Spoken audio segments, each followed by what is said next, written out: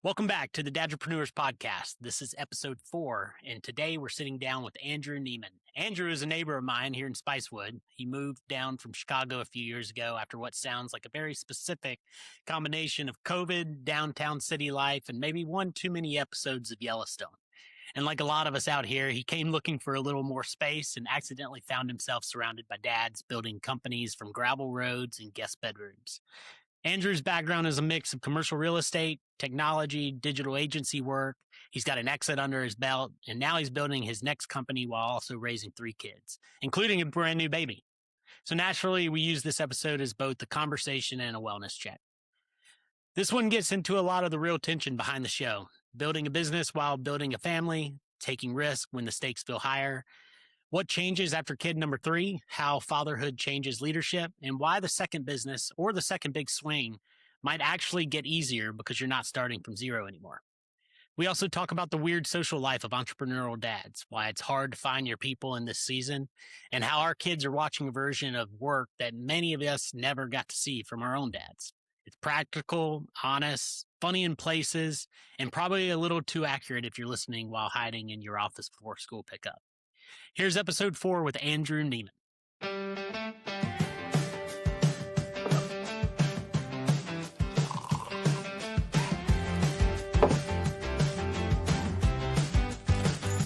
All right, here we go.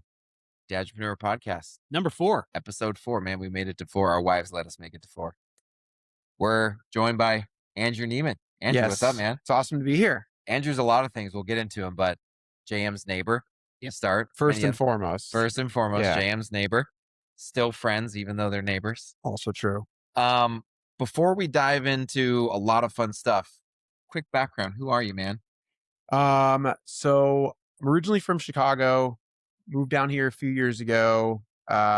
Cliche COVID relocation story. I joke, but like it really wasn't that far off. I was binge watching Yellowstone in like the throes of COVID, living in a townhome in downtown Chicago. And like, I think there was even like, the night while I was watching the show, there was like a shooting outside. We had this like sketchy jewel that was down the street from our house that a lot of late night activity took place at. And my wife just looked at me and she's like, "You ready to go?" I'm like, "Let's go." Let's get out of here. Let's get out of here. I was like, I love it. I love Chicago to death, and it's still home. We still have a place there, but I'm like, it's adventure time. Let's go. So we ended up out here off the grid. So Did you Um, come straight to Yeah. like out in the country, not Straight out in the city of country, Austin? no city, just like looked at a listing, sight unseen, said that looks great. Let's move here. We'll shoot first, Yes. ask questions later. Hell yeah. Like had So never even baller. heard of Spicewood. I swear and what year was this? When was this? 2020. It's like Christmas of 2022, basically. And so at this point, we were here in this house, and Andrew was like our direct neighbor. And we live in the sticks, so our direct neighbor is like 4 acres away, but like he is like our first neighbor.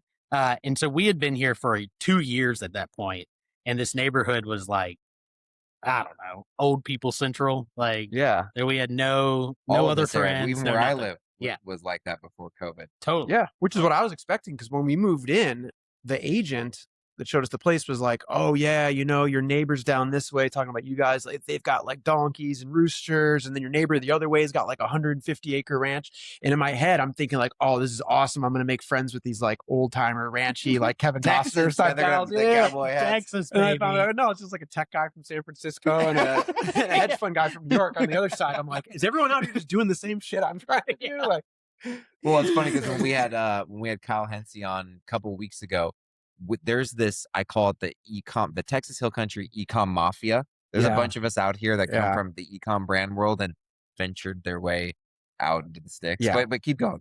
Yeah. No, so it couldn't have been better timing too, in the sense that, and we'll probably go into this later, but it was right around the time I was starting a new business, and I was very much in build mode. And in build mode, you want to be heads down, you want to be not distracted, you want to be a little like, I don't know, more introspective, creative, harder to reach, less available to everybody, so you can get it right. And man, it was that for that reason, amongst others, it was great timing. Totally. But yeah, so moved down here a few years ago. if you go like deep background, my family is originally in commercial real estate. It's like the family business.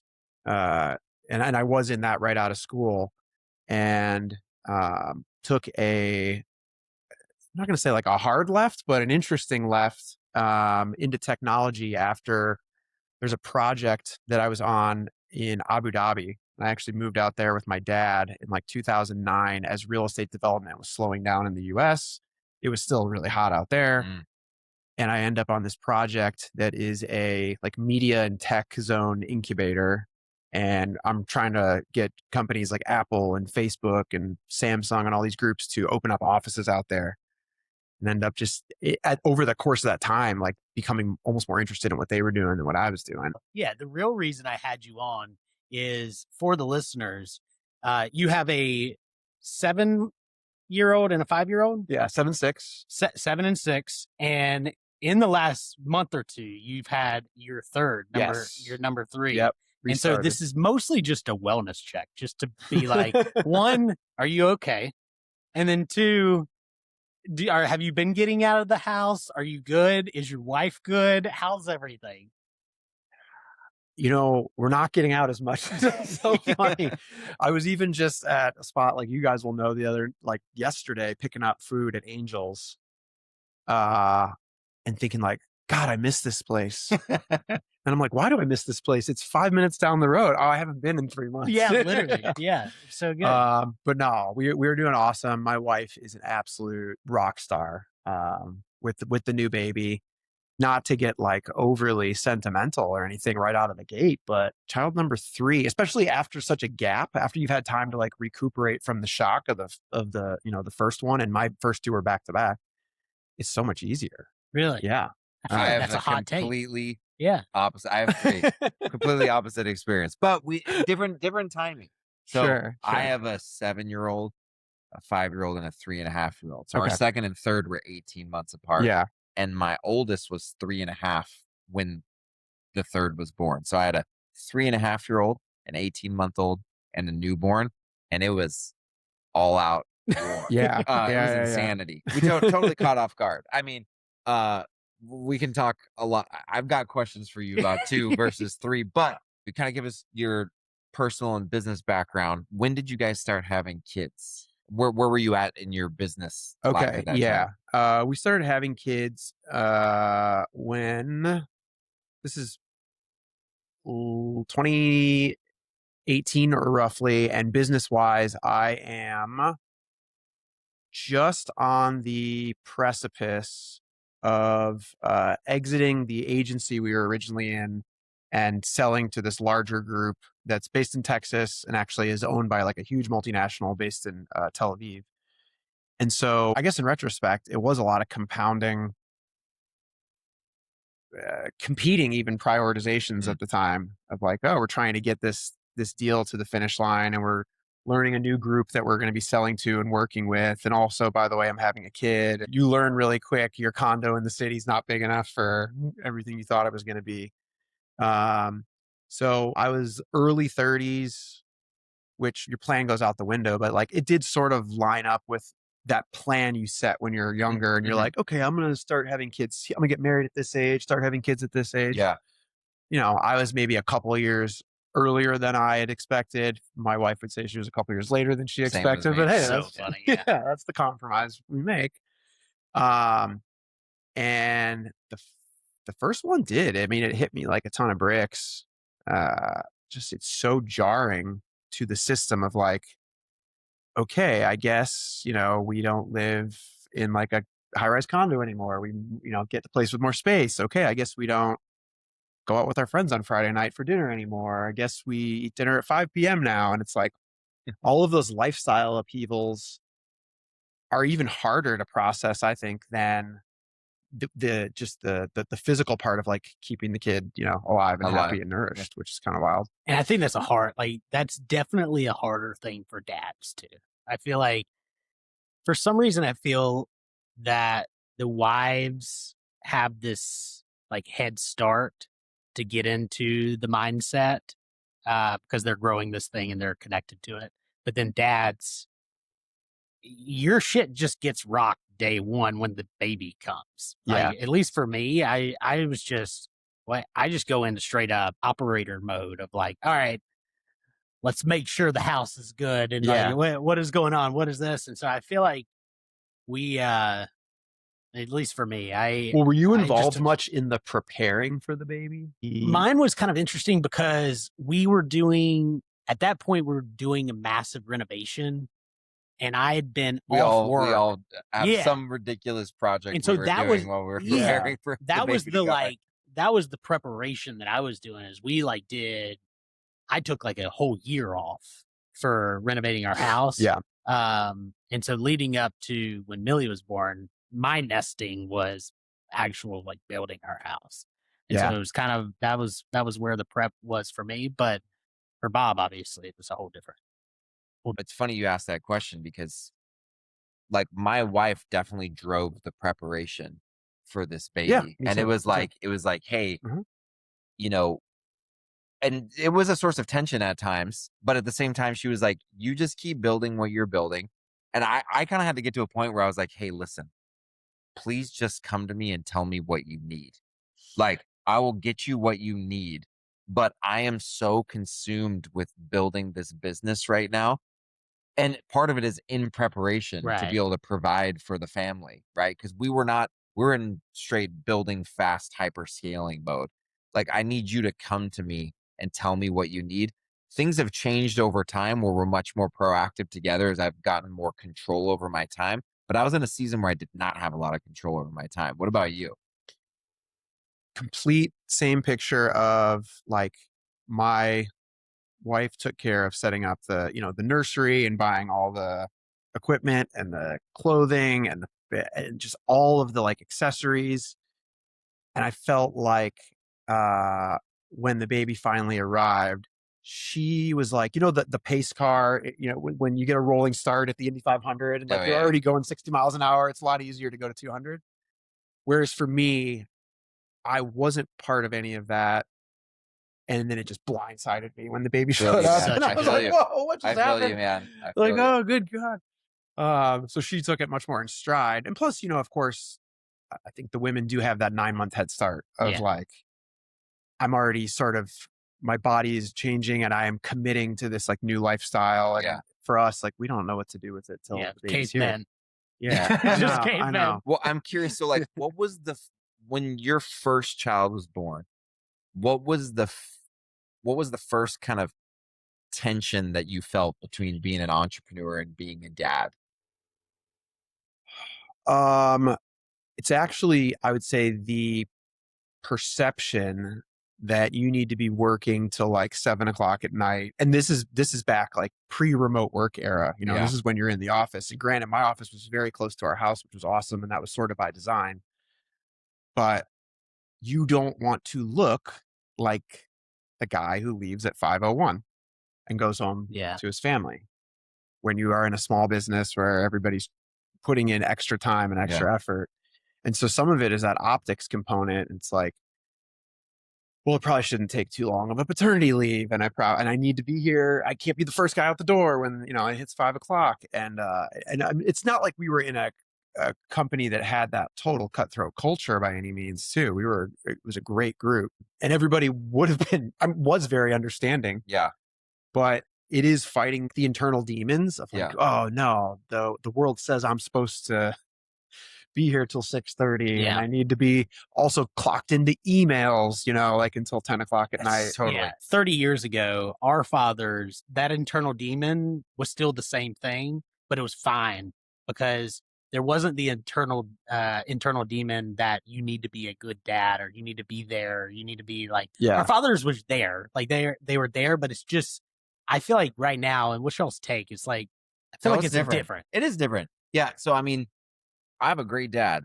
But my mom will tell you, and she'll tell you this in front of my dad. Your dad does not cook meals. I cook every single meal. And like, is that 100% true? It's not 100% true, but it's generally, she's like, if I don't cook, your dad just will starve all day long. And like granted, I don't know how old your dads are. My dad was older.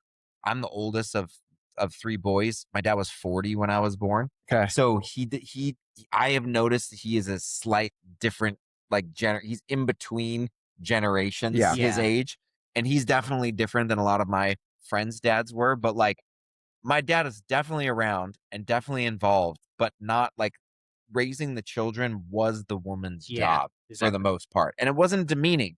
It was just a cultural thing, right? Yeah, I agree. And there's something about the world we live in today where like trying to be a present dad is just like more of a cultural norm that like dads are trying to be present. Now, there is also kind of this aspect of like, I think generally speaking, in most families, the dad ends up being the driving force of like showing the kids how to work and persevere through like challenging seasons. I definitely got a lot of that from my dad. Yeah, I like that. One thing that I'm curious about is like, so how soon after your first child was born did you exit from that business, and when did you start the next one?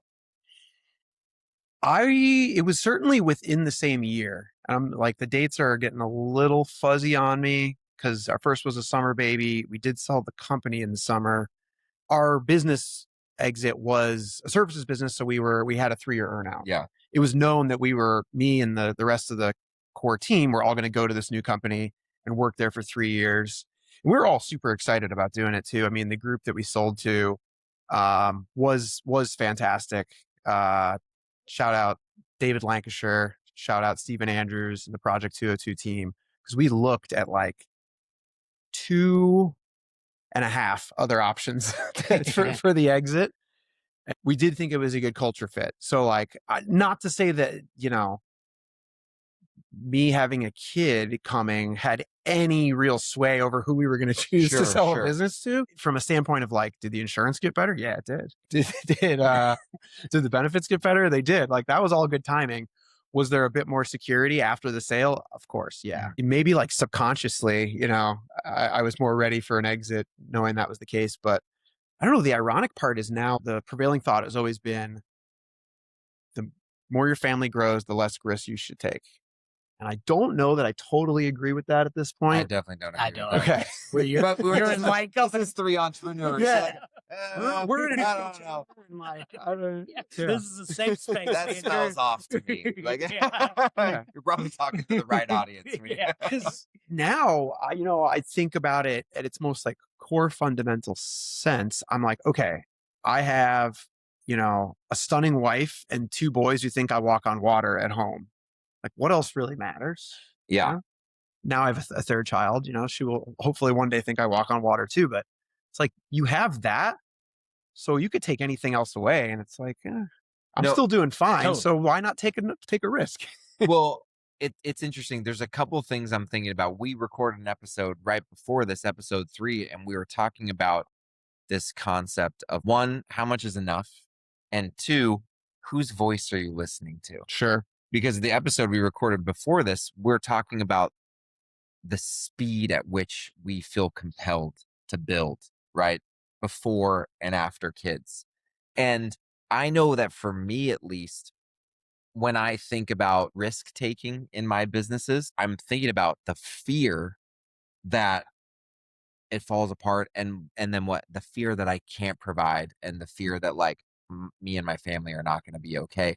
When you really tear down like those thoughts into like what's true and what's not, it's like, no, we're going to be fine. Yeah. Like how much do we need to just be alive and well and happy? And dude, I'm in the season with my kids, 3.5, 5, and 7. My business is growing like crazy, doing super well. And I've been contemplating how fast I continue to grow relative to the time it takes, because I don't need half of the financial outcome that I'm driving right now to just feel the love of being with those 3 kids. Totally. And I'm like, I know. recently, this is going to sound sappy, but I'm sure you guys will have some follow up to this. Recently, one thing I've been doing when I've been so freaking stressed about some business thing, I work from home. My kids are at home with me most of the time. I go out to whatever they're doing and I just sit on the floor and I just watch them play. And if I do that for like 10 to 15 minutes. And like my goal, I have a specific goal, which is to just watch them, watch their face and listen to their voices. And it's almost become a meditation for me. Yeah. And then I'm like, I'm fine. I'm going to go back in my All office is and well. I'm going to crush this. Yep. It's so funny. It's one of those things because I don't know. I feel like I have, the angel and demon, but what it really is the dad and the entrepreneur on my shoulders.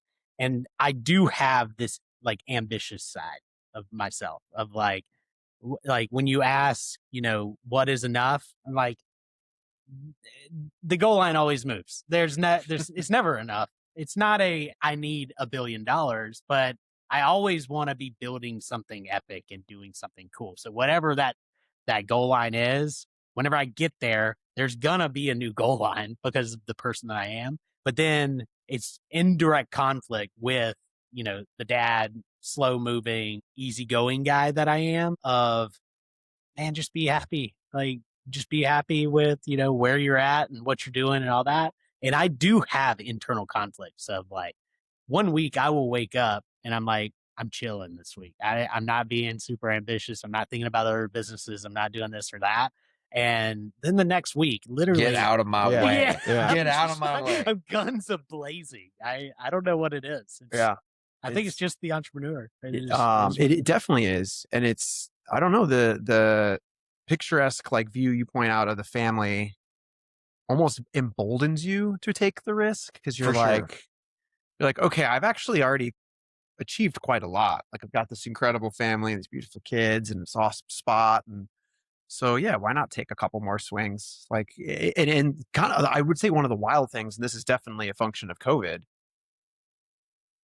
If that didn't happen, I couldn't live down here and run this business and be, many of us couldn't be where we are today. Totally. And so you look at it and you're like, I'm sort of already living the retired life in a 100%. way. Like I'm living the thing that the generation prior, you said like, all right, if I work really hard for 40 years, I can put away enough to go live the life that we're all already doing right now. So why not just start it? You know, and then all of a sudden, like the number isn't up here. You're already in it. The number's down here.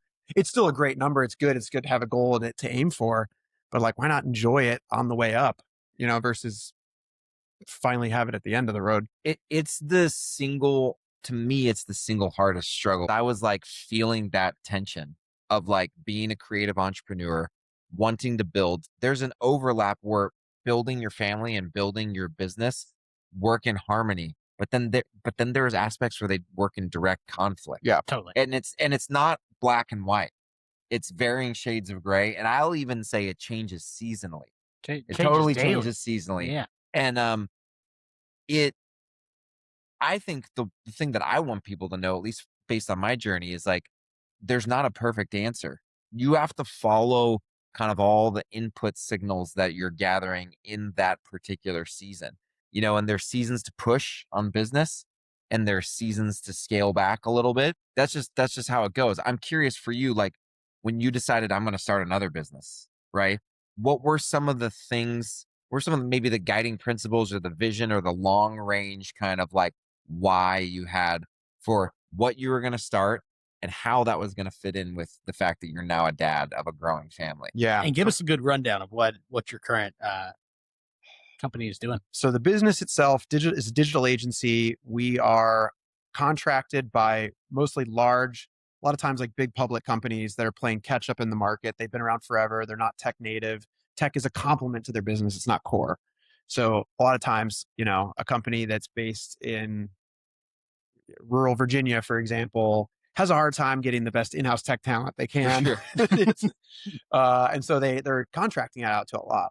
The reason I chose to start again versus just continue at the group that we had sold to, because they're still going pretty strong, was a sense of desire for reclaiming time in the day for the things I love most. Love it.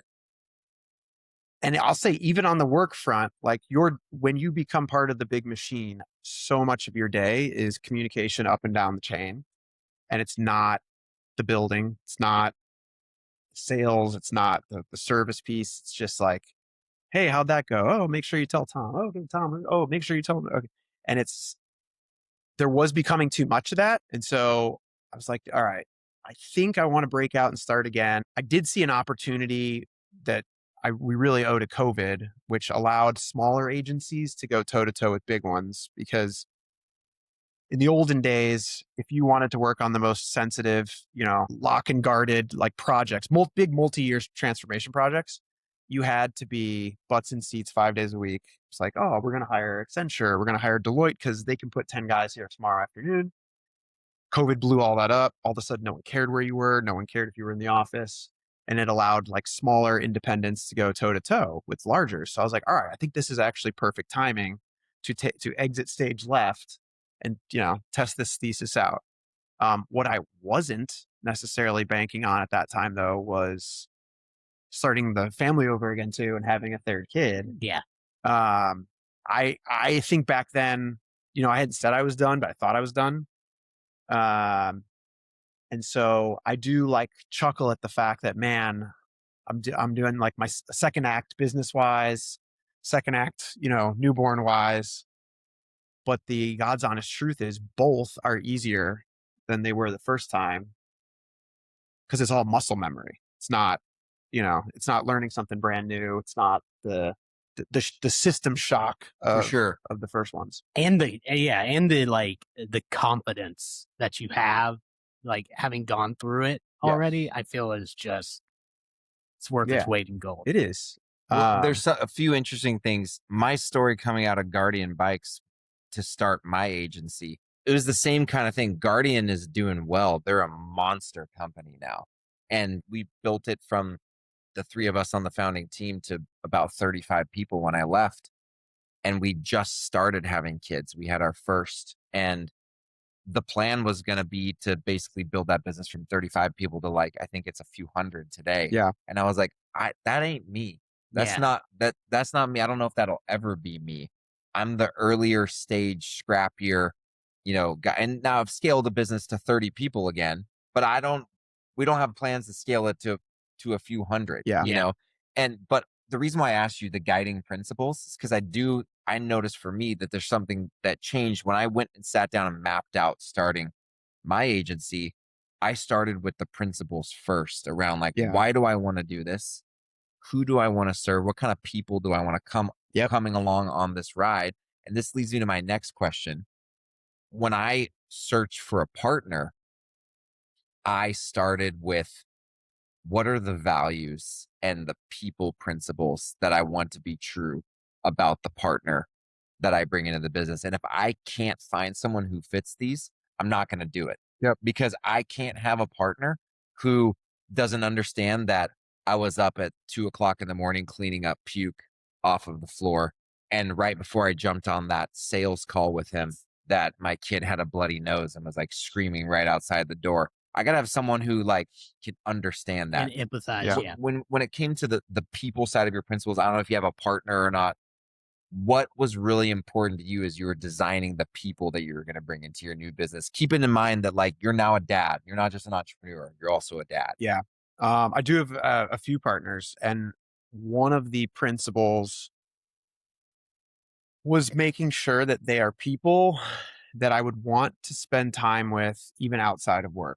Because the older you get, I don't know, the less patience you have, and the more time you spend with people at work, the less time you have to spend with people that you aren't somehow financially intermingled with. If I would spend time with these people outside of 9 to 5, then I should love spending time with them from 9 to 5 even more. I think that's such a good call, because it's kind of what we've discussed before. I'm speaking from where I'm at right now in my life. Of my time outside of work is mostly just corralling animals and just literal animals, but then also the crazy humans that live. Human animals. Yeah, human animals that are my roommates. What we've found, and it kind of goes back to a previous conversation around like vacations and what vacations are. Are they like, is a vacation truly a vacation, or is it harder because you just have to be on all the time? Yeah. When my girls go to school, like, that's my time to be like super creative, and I can get out of the dad zone, and I can crank. And that's also a lot of my social time as well. Yep. Like during Yep. those like school hours and stuff. And so it's smart that you set it up like that Yeah. because Well, you don't really, I mean, this has been something I've been wrestling with over maybe the last year or two.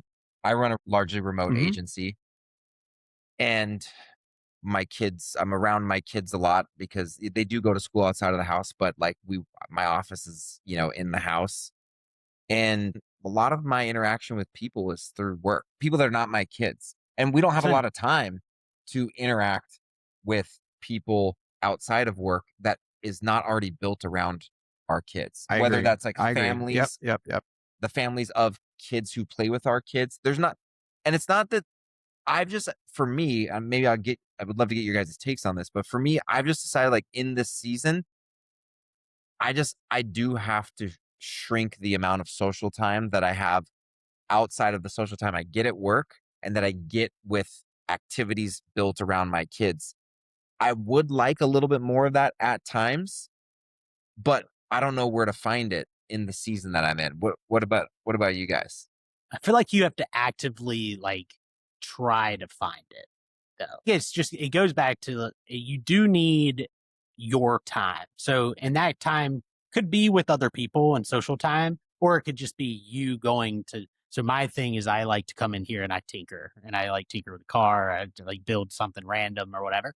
And so I think that's important for everybody in your family. Honestly, it's important for everybody in the world and your business and everything. It's just though you should take your time and take your brain out of father zone, out of business zone, and do something. I have to actively think about, all right, while yes, I have a fun time with doing all of that and I love it, I do need to switch up, and it makes me a better father if I switch up and go do something random, or it makes me a better businessman if I like take my time and I don't know, I'm not in father zone or I'm not in business zone and just kind of Yeah. go into a creativity zone. Maybe is kind of the way that Are you I guys put saying it. it's hard to meet dudes? That's why I You guys started. wanna be That's why I friends? started the Dadrepreneurs Podcast. Exactly. So I can make some. Exactly. Yeah. I literally, We're not even recording, actually. Yeah. Like, we're just trying to make friends because we're really lonely. Yeah, literally. Talk to If me, anybody wants to dudes. be friends, please Yeah, come. this is an elaborate plan to Yeah. meet friends. That's so true.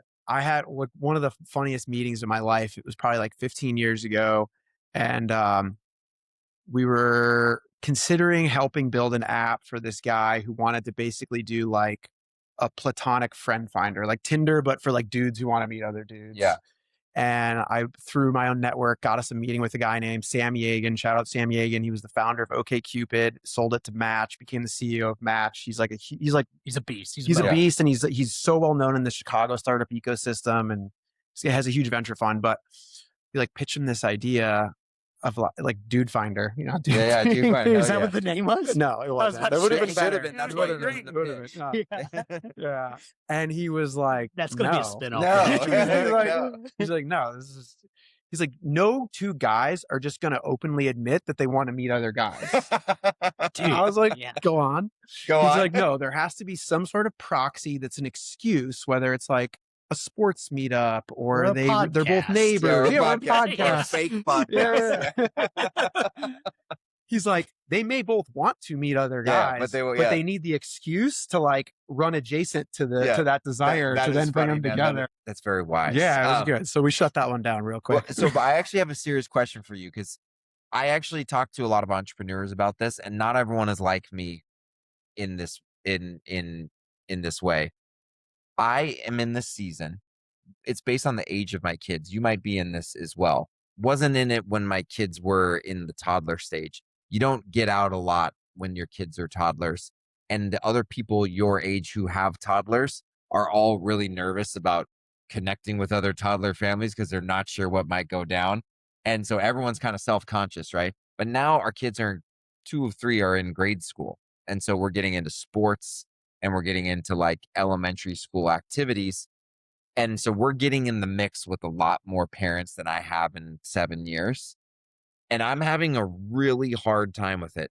To be completely honest, I'm a really look, I'll be super vulnerable. My wife is like, hey, I see you turn it on when you're at work and the way you lead your company. Why Yeah. can't you turn it on like that Yeah. Why can't you bring the with same these energy to dads at Dude, school? I could not agree. And I'm like, I'm actually, to be honest I with know you, what you I'm mean. processing this actively right now. I haven't peeled back all the layers of the onion, but I do know to some degree, there is this, I'm starting to realize, and by the way, this does not come from a place of hubris or pride. Yeah, It can yeah, be misconstrued as such. I realize there's builders in the world and then there's doers. And neither one is good or bad. Like there is a world for both of them. But I find myself surrounded by a lot of dads that are like, that's just the way it is, man. Yeah. And they complain. There's a lot of complaining. Oh, And the entrepreneur brain is wired to go, there's a way to do that.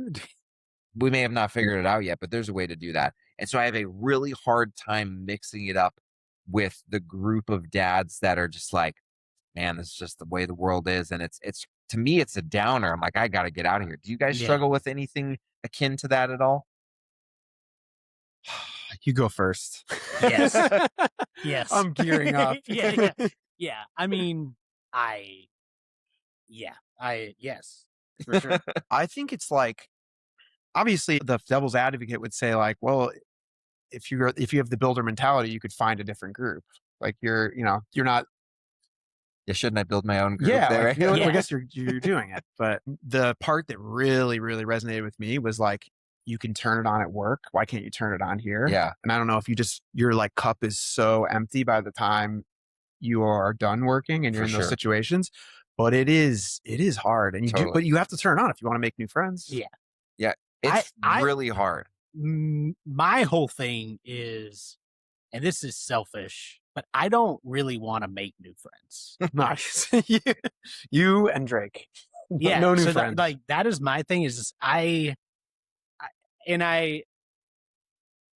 preface this with, I'm very fortunate to have a bunch of friends and people that I love and are my confidants, but I don't want to waste time. As I get older, I just see myself going to spend time with somebody who I don't want to be there with. Yeah. Is not interesting.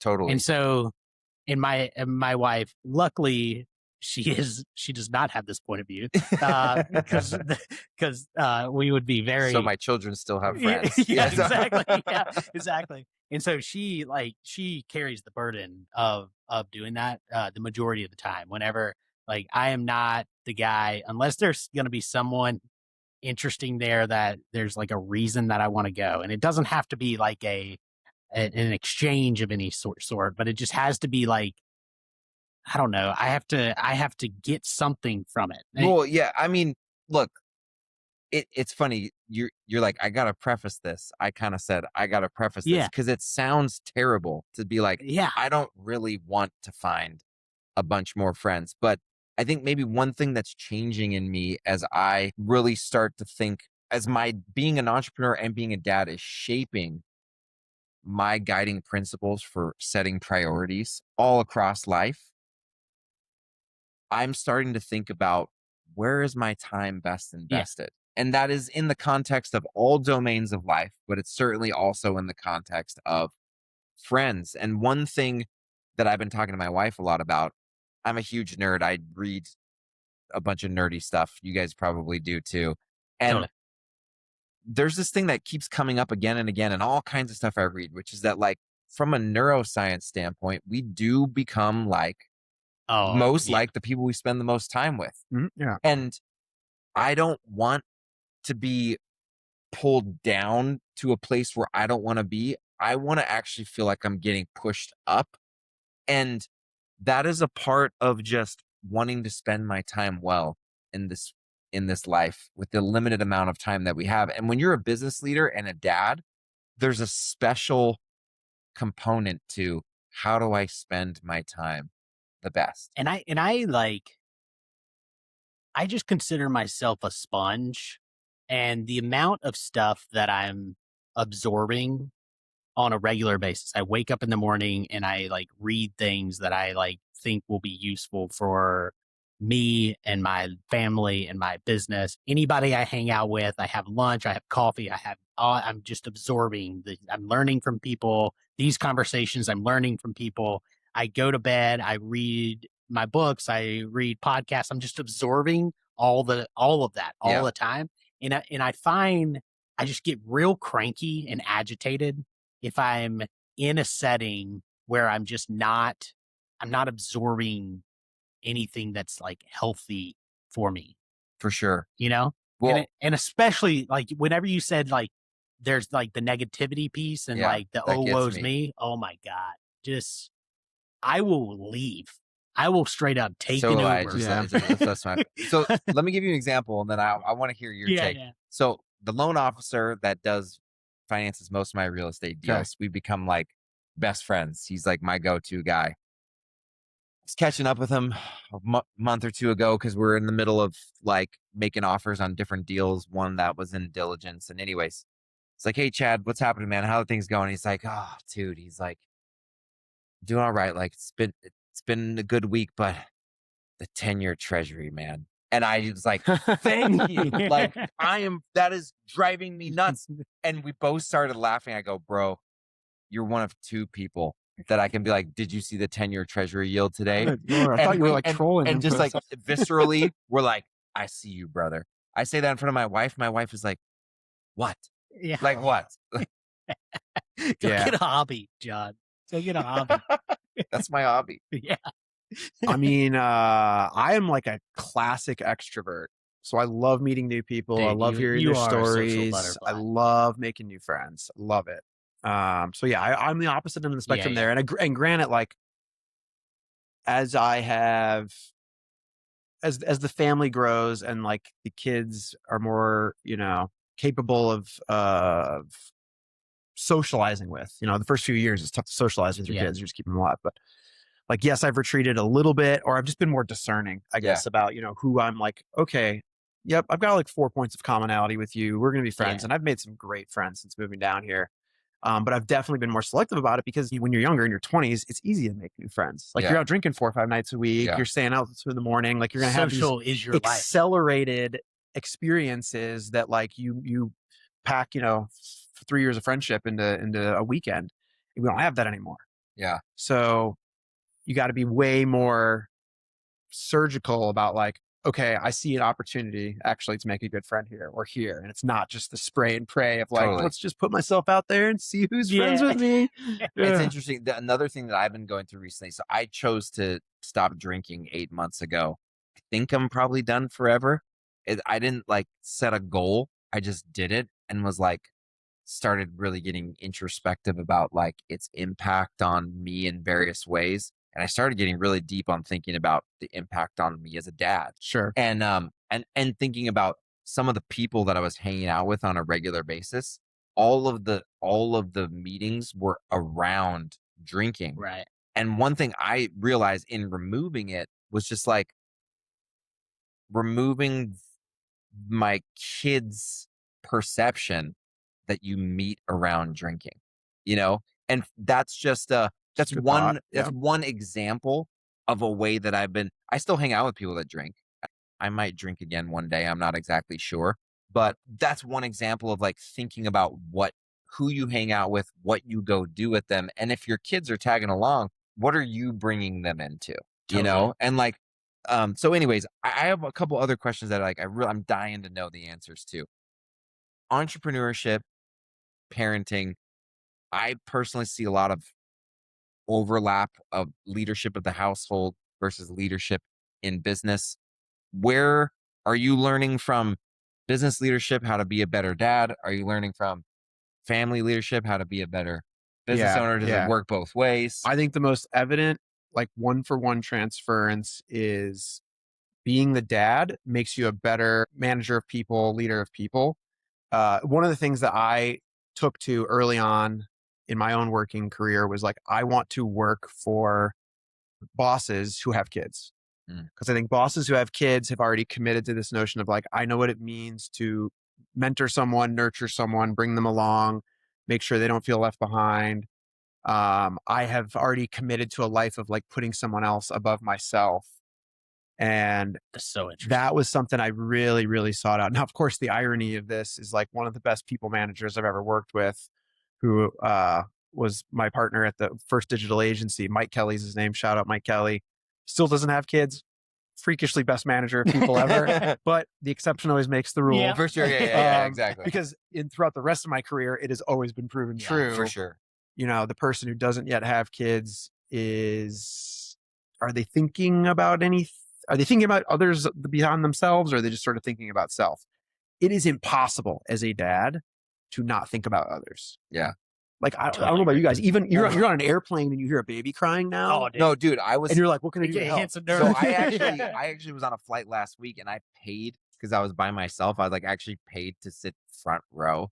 And I was like, I'm going to do this. Like, Yeah. I don't pay for my whole family to do that. Maybe that's selfish. I don't know. But like, We'll get to that next episode. Yeah. but you know who ends up sitting next to me? A mom and 3 kids. And her kids were 3, 2, and she had a newborn wrapped up. And they were actually pretty good, probably better than my kids, to be honest with you. Yeah. I know the tension of being on a plane with 3 kids that age because I've done it. I know what my wife was feeling like and how self-conscious she was. And furthermore, it's kind of ballsy to be like, I'm going to pay to sit in the front row because generally the people sitting up in the front of the plane are generally not as accepting. I immediately showed her, you know, on my phone the picture is me and my just 3 to guys. be like, I'm not going to yell at you. It's okay. How old are your kids? I have 3 too. And I could just see the weight like 100%. melt off of her 100%. face, right? 100%. So to follow on to that, one of the things that I love the most about building a business while building a family and doing it from home is my kids get this unique perspective of seeing me work that I didn't get to see of my dad. What do you hope that your kids learn from you as they're watching you build your business? I would say that's a great insight. First off, you're right, because my vision of my own dad working was like he comes home at 5:30 with a suit and a tie and drops the briefcase and like switches into fun mode, but I don't get to see For sure how the sausage is made, generally speaking.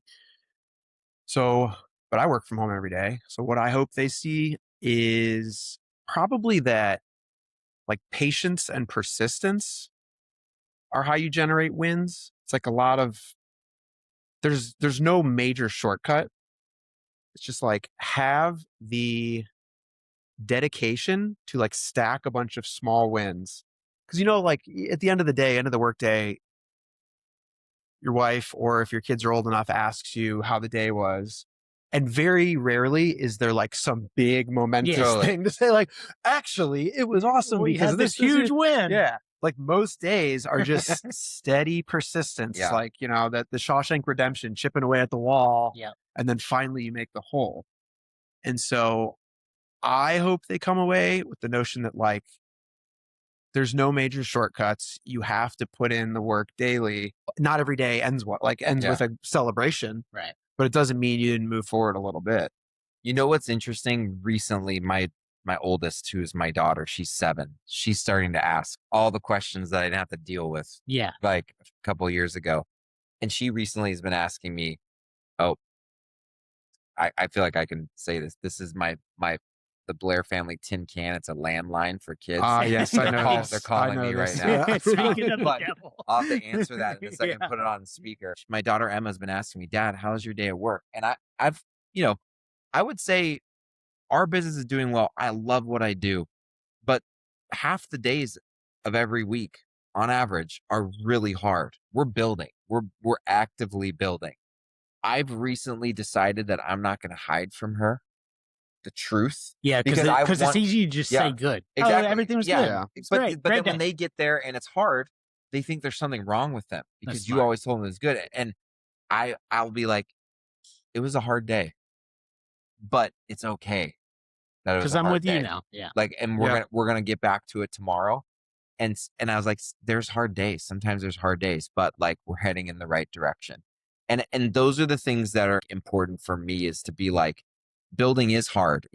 I don't follow a lot of like really big content creators, but recently I got sucked into Alex Hormozy. Oh yeah. But there's just this one thing that I'm getting served all of his shorts specifically You're about this, which is like drowning in the algorithm. which is just like everything's work. Yeah. Everything is work. Yeah. And it is. And it's like you want a better body, it's work. Yeah. You want a better marriage, it's work. Yeah. You want to be a better dad, it's work. You want to build a better business, it's work. And the problem is so much social media content's like, dude, I found this hack. Yeah. Like, Totally. send me this direct message and I'll send you the guide. Here's the quickest. And it's 30 just days, $100 million. I'm trying to teach my kids. No, it's all work. And more and more, I'm realizing, let's stop worrying about the end and let's enjoy the journey. Let's engineer the journey. And the thing is, this is part of the reason why I'm an investor. I'm a real estate investor. Dude, investing in real estate, I buy a small multifamily. I may force some good appreciation on a rehab on the front end. That's not cash in my pocket. Yeah. This is a 10, 15, 20, 30-year play It's very true. of patience and persistence. And one day you look up and everyone's like, dude, you were a genius. Yeah. And you're not. In the meantime, I got a tree that fell over in a parking lot yesterday in the storm, and thank the Lord, no cars were parked there. Yep. And I'm finding a tree guy at emergency to go get that tree removed. That's what it looks like day to day. But I look back at what my portfolio was before, or like when I first started real estate investing, and I just thought it was a good idea. And I'm like, dude, we're on our way. We still got a long ways to go, but we're on our way. And I want my kids to learn that because I don't want them to get sucked into the social media frenzy of like instant gratification. Because that all of it's all direct response marketing, which is supposed to elicit an action immediately and a response in return. And I just don't want my kids to think that that's the way life is, because it just isn't. It's a good point. Because even just to double down on the real estate idea, if you are buying real estate with debt, it is hard to eat cash flow out of these things. But when you go for the exit at the end, it's like, oh my God, what a no-brainer. Yeah. Like, well, it didn't feel like a no-brainer for the 8 years leading up to it. Totally. Yeah. I think that's one thing that's easy. It's easy to say, but harder to practice. That's one of those things is having the fortitude to really just look on a long-term view is really, really difficult for me. And that's one thing that I'm constantly working at, because it's kind of one of those sensationalist things on YouTube, right? Yeah. The thing that I'm constantly learning of just trying to like calm down. Yeah. You don't need to make $10 million this year. The finish line is down the road. That's the competitive advantage, though. The competitive advantage is that there is no instant gratification. There is no easy exit. Some people get lucky. Oh, yeah, they're lucky people. Yeah. And those people get lucky serve you in algo. It's hard to get lucky in an asset bubble twice, though, right? Yeah. Well, I mean, that's a whole nother episode. But like, bottom line is persistence. Dude, I know every episode I've brought up Think and Grow Rich, because I read that not long ago and it made a lasting impression on me. Most of the titans of old, Andrew Carnegie, Charles Schwab, most of them made their fortune in their 50s and later. And it wasn't their very first venture. And we've just grown accustomed to like, man, build your riches by your late 20s, your early 30s, and then retire. And it's like, no, man, learn to love the journey. Yeah. Look, man, this has been freaking fantastic. I'm curious. I always like to ask everyone, as we land the plane on the episode, you're a guy who has the benefit of hindsight on having 3 kids. You're on your second build of a business. You've exited one. A lot of those things are things that our listeners are like aspiring to be, or maybe they're in the middle of it. They're feeling uncertain. They're like, man, I'm feeling like pretty lost here. What's a piece of wisdom that you can give them to take with them from this episode? I would say one of the things that's become totally evident to me in the last couple months since having the newborn baby. And then I had a 6-year gap between kid number 2 and 3, had about a 6 or 7-year gap between company number 1 and company number 2. It truly gets easier. So even if you have battle scars from the first go around, and this does happen to a lot of entrepreneurs, it's like, oh, I had this business and we grew it and it was so tough and I sold it. And now I'm just going to stay at the big company we sold to, or I'm not going back into that because it was so risky. It truly gets easier once you've hit, even in like child rearing, it's almost like economies of scale. You know, this time around with the third baby, it's like, okay, we already had a house that was big enough for a kid. So we didn't have to necessarily move. I already eat dinner at 5 p.m. So that's not a change. Yeah. Like, you know, I don't go out on Fridays anymore. So that's easy.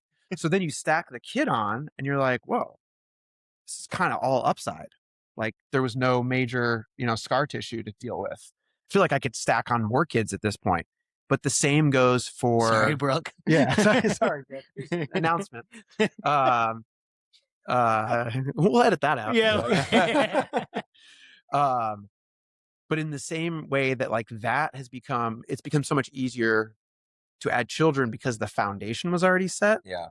When you go back to start another business, your foundation is kind of already set too. You know what to do and what not to do. You know where the traps are. If you're raising money, you probably already have better banking relationships, or you know who's giving out or who's not, or you know, you become better at even hiring. But the foundation makes taking the second risk or the third risk so much easier. And I get bummed when I see people who are like, oh no, I did that when I was younger and now I'm just, you know, I'm staying at Accenture the rest of the way. You already played the game on hard mode. Yeah. Like, Yeah. So let's play it on easy mode. Yeah, you can play it on medium or easy. I do love though how you said upside when you were talking about your family. Like, it's all upside. It's all upside. No, but it's so there's hope for me and my wife have been trying to figure out if we're gonna have 4. Yeah. And she wanted 4. I was like, maybe I don't have plans for that, but like we got to 3 and she was like, I don't know. And I'm like, I'll do 5. And so we've actually been going back and forth, kind of going through that same dilemma of like, how hard is it going to be? And I'm of the mindset that like, yeah, it's going to be work. Cause like we said, everything's work, but it isn't going to be as shocking. And we're going to have a playbook. There'll still be new things, but we're going to have a playbook to rest upon.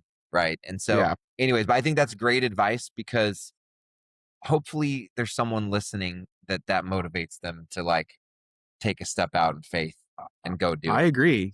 Starting businesses, I know the thought is like, oh, it's the young kid in his garage and he's getting going. And like, that's totally blown to shit at this point, you know? Entrepreneurs can be at 40, you can be at 50. And there's the cliche story is like, whatever it was, Henry Ford comes up with the assembly line at like 50. But I swear, I really think it gets easier. Totally. Yeah, totally. It's not the other way I around. love that, man. Well, dude, Andrew, this was fantastic. We appreciate you coming on, getting vulnerable, sharing the battle that you're fighting every day, building the business, building the family. And yeah, man, I think that this is going to be helpful for a lot of people listening. So I think that's a wrap on episode 4. Thanks everybody for being here. Right on.